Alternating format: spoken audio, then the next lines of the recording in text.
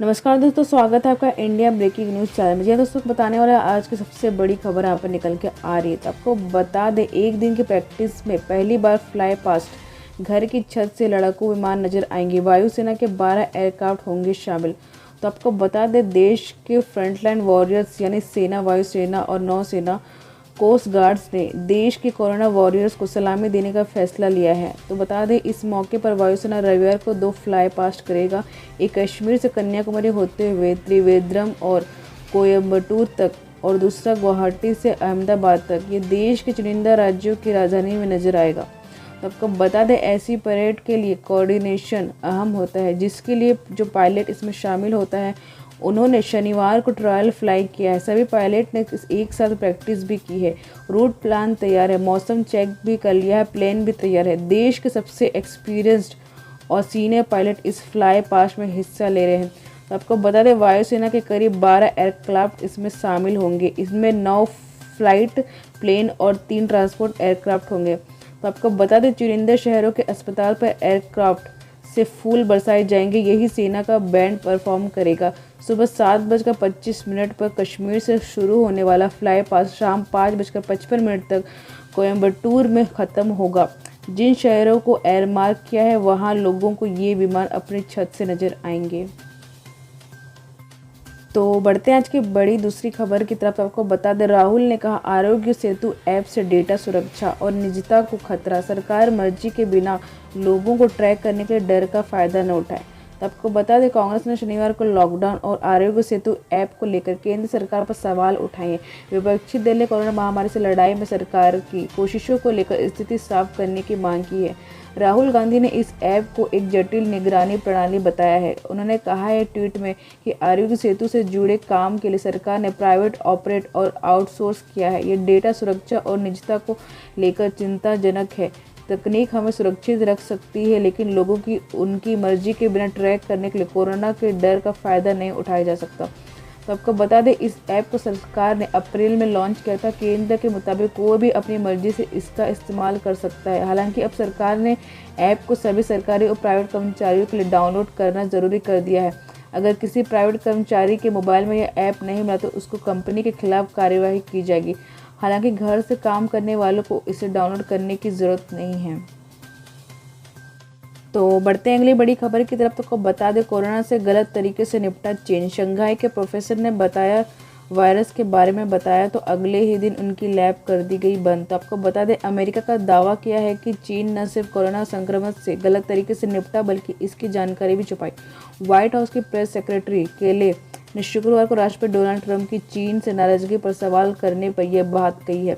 उन्होंने कहा है कि राष्ट्रपति चीन की नाराजगी से सहमत हूँ। यह बात किसी से छिपी नहीं कि चीन एक बीमारी से निपटने का गलत तरीका था।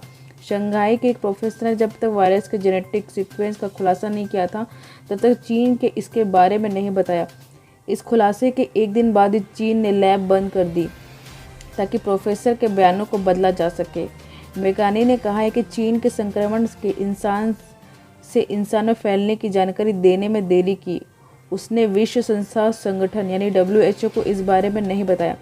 इसके साथ ही संक्रमण के बारे में पता करने के लिए अहम समय है। अमेरिका के जांचकर्ताओं को वहां जाने की इजाज़त नहीं दी गई। यही कारण है कि हम चीन से नाखुश हैं। तो बता दें, मैकनानी ने कहा है कि अमेरिका को अभी भी चीन से गलत सूचनाएं मिल रही है। मौजूदा आंकलन से ऐसा लगता है कि राष्ट्रपति का बयान दूसरे विशेषज्ञों तथा तर्कों से मेल खाता है। कुछ विशेषज्ञों का कहना है कि कोरोना वुहान के लैब में बनाया गया। ट्रंप ने गुरुवार को कहा था कि वायरस का वुहान इंस्टीट्यूट ऑफ बायोलॉजी से कनेक्शन है। हमारे पास इसका सबूत भी है। तो बढ़ते हैं अगली बड़ी खबर की तरफ। को बता दें, राज्यपाल के बयान से नाराज ममता ने लिखी चिट्ठी। कहा, संकट की इस घड़ी में सत्ता हड़पने की कोशिश न करिए, आप सरकार का कुछ नहीं कर सकते। तो आपको बता दें, कोरोना नाल में भी पश्चिम बंगाल की मुख्यमंत्री ममता बनर्जी और राज्यपाल जगदीप धनखड़ के बीच विवाद बना हुआ है। दरअसल पिछले दिन राज्यपाल धनखड़ ने बयान दिया था और उन्हें द्वारा लिखे 2 पत्र में ममता बनर्जी नाराज हैं। शनिवार को उन्होंने राज्यपाल पर सत्ता हड़पने की कोशिश करने का आरोप लगाया है। ममता ने 14 पेजों का पत्र लिखा। उन्होंने कहा कि मैं आपसे विनती करती हूँ कि संकट की इस घड़ी से सत्ता हड़पने की अपनी कोशिशें तेज करने से आप बाज आ जाइए। आपको अपने ट्वीट में आधिकारिक पत्रों और लोगों का इस्तेमाल करने से भी बचना चाहिए। तो आपको बता दें, ममता ने राज्यपाल पर उपदेश देने और संवैधानिक नियमों का खुद पालन किए बगैर उसका प्रवचन देना तथा उल्लंघन करने का आरोप लगाया। उन्होंने कहा कि राज्यपाल मेरी नीतियों से सहमत नहीं हो सकते हैं, लेकिन दुर्भाग्य है कि उनके पास केवल इसका संज्ञान लेने के सिवाय कोई अधिकार नहीं है। जब तक सरकार के पास बहुमत है, आप कुछ नहीं कर सकते। तो बढ़ते हैं अगली बड़ी खबर की तरफ। तो बता दें, पाकिस्तान ने संक्रमण का खतरा बताकर हाफिज समेत कई आतंकवादियों को जेल से छोड़ा है। अब वे भारत के खिलाफ नई साजिशें में जुटे हैं। तो आपको बता दें, कोरोना की आड़ में पाकिस्तान ने हाफिज सहित कई आतंकवादियों को जेल से छोड़ दिया है, जिन पर कार्यवाही का ढोंग दिखाकर वह फाइनेंशियल एक्शन टास्क फोर्स की ब्लैकलिस्ट में जाने से बचा था। अब जेल से बाहर आकर लश्कर ए तैयबा समेत कई संगठनों के दहशत भारत में के खिलाफ नई साजिश की तैयारी में जुट गया। तो आपको बता दें, पाकिस्तान के पंजाब प्रांत के मुख्यमंत्री ने पिछले महीने ट्वीट कर बताया था कि लाहौर जेल में करीब 50 कैदी कोरोना पॉजिटिव मिले हैं। इस मौके को भुनाते हुए पाकिस्तान के आतंकियों को तुरंत छोड़ दिया गया। अभी दुनिया का ध्यान कोरोना से लड़ाई में लगा हुआ है। पाकिस्तान इसका फायदा उठाकर जमीनी हकीकत को छुपा रहा है। तो बढ़ते हैं अगली बड़ी खबर की तरफ। आपको बता दें, मिक्सर मशीन में छिपकर 14 मजदूर महाराष्ट्र से लखनऊ जा रहे थे, उज्जैन के पास पकड़े गए। तो आपको बता दें, सीमेंट की मिक्सर मशीन में बैठकर महाराष्ट्र से लखनऊ जा रहे 14 मजदूरों को उज्जैन के पास ट्रैफिक पुलिस ने शनिवार को पकड़ लिया। ये मजदूर लॉकडाउन की वजह से कामकाज बंद होने के बाद परेशान का सामना कर रहे थे। तो आपको बता दें, डीएसपी ट्रैफिक उमाकांत चौधरी ने बताया कि शनिवार को सुबह इंदौर सीमा के बॉर्डर पर ट्रैफिक के जवानों ने एक मिक्सर मशीन को निकलते देखा।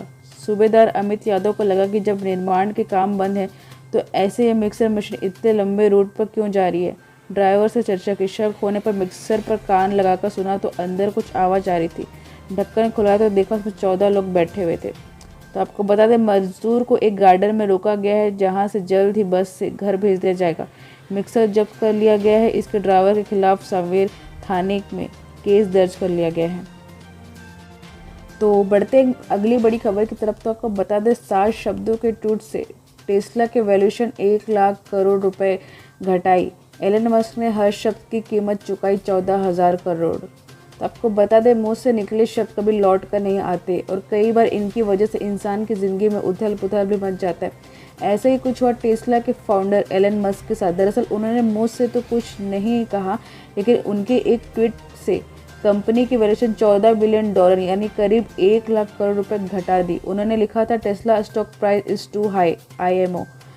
कहने को उनका ट्वीट महज 7 शब्दों का था, लेकिन उन्हें इस ट्वीट के एक एक शब्द की कीमत 14,000 करोड़ रुपए चुकानी पड़ी। कंपनी की वैल्यूएशन तो कम हुई ही, CEO मस्क की जेब से भी $3 बिलियन यानी 22,000 करोड़ रुपए निकल गए। तो आपको बता दें कि 1 मई को एलन मस्क ने कई सारे ट्वीट किए थे, जिसमें उन्होंने टेस्ला कंपनी के शेयर को महंगा बताया था।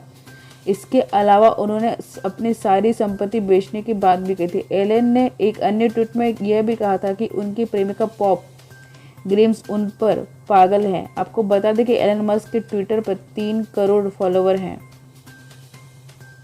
तो आपको बता दें, टेस्ला कंपनी के शेयर में शुक्रवार को 10% से भी ज़्यादा की गिरावट आई थी। शुक्रवार को कंपनी के शेयर की कीमत $755 थी, जो बाजार बंद होने के बाद $701 पर पहुंच गई। तो बढ़ते हैं अगली बड़ी खबर की तरफ। आपको बता दें, नासिक से 345 मजदूरों को लेकर भोपाल पहुंची स्पेशल ट्रेन। टिकट काटे जाने पर कमलनाथ ने कहा है, किराया वसूलना शर्मनाक। तो आपको बता दें, केंद्र सरकार की पहल के बाद अलग अलग राज्यों में फंसे मजदूरों और अन्य लोगों को उनके घरों तक पहुंचाने का स्पेशल ट्रेन चलाई जा रही है।